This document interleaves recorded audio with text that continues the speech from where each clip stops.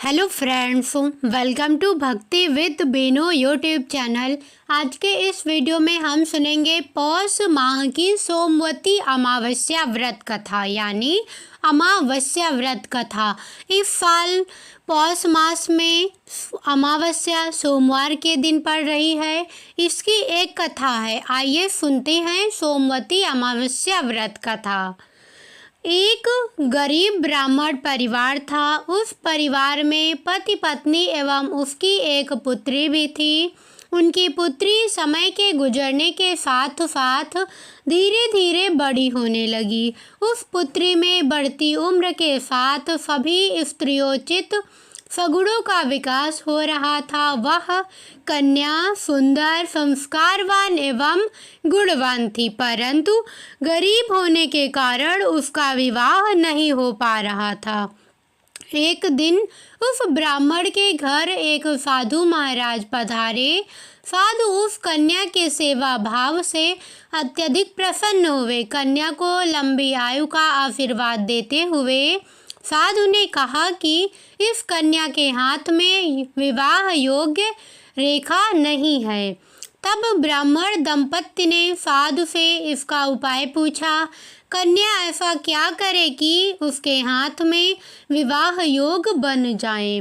साधु महाराज ने कुछ देर विचार करने के पश्चात अपनी अंतर्दृष्टि में ध्यान करके बताया कि कुछ ही दूरी पर एक गांव में सोना नाम की एक धोबिन महिला अपने बेटे और बहू के साथ रहती है, जो बहुत ही आचार विचार एवं संस्कार संपन्न तथा पतिपरायण है।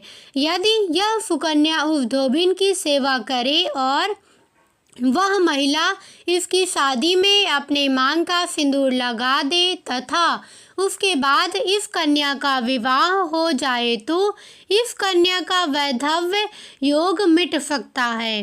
साधु ने यह भी बताया कि वह महिला कहीं बाहर आती जाती नहीं है।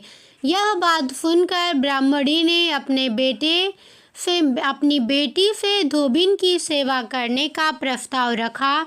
अगले दिन से ही कन्या प्रातः काल ही उठकर सोना धोबिन के घर जाकर साफ सफाई एवं अन्य सारे कार्य करके अपने घर वापस आने लगी।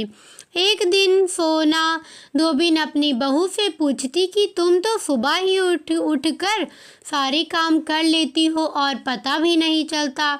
बहू ने कहा, माँ जी, मैंने तो सोचा कि आप ही सुबह उठकर सारे काम खुद ही खत्म कर लेती हैं। मैं तो देर से उठती हूँ। यह सब जानकर दोनों सास बहू घर की निगरानी करने लगी कि कौन है जो सुबह ही घर का सारा काम करके चला जाता है।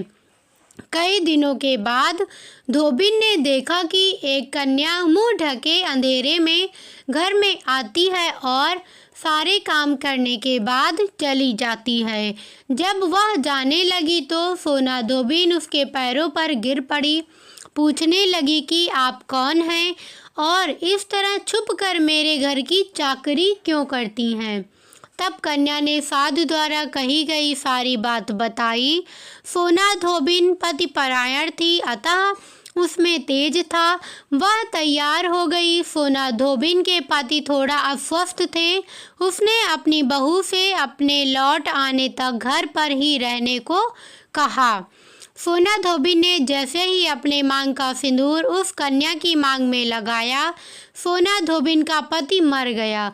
उसे इस बात का पता चल गया। वह घर से निराजल ही चली गई थी।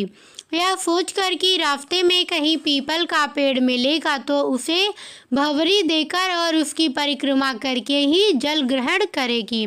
उस दिन सोमवती अमावस्या थी।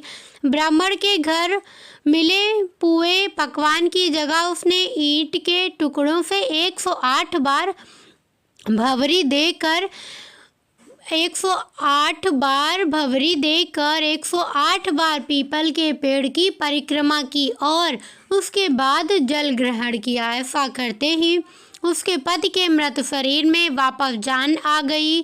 धोबिन का पति फिर से जीवित हो उठा और जैसे ही सोमवती मैया ने उस धोबिन के पति को जीवित किया, वैसे ही हे सोमवती मैया, कथा सुनाने वाले और सुनने वाले दोनों पर अपनी कृपा बनाए रखना, हमेशा उन्हें खुश रखना और कमेंट में ओम नमः शिवाय लिखना आप लोग ना भूलें, क्योंकि यह अमावस्या सोमवार के दिन है।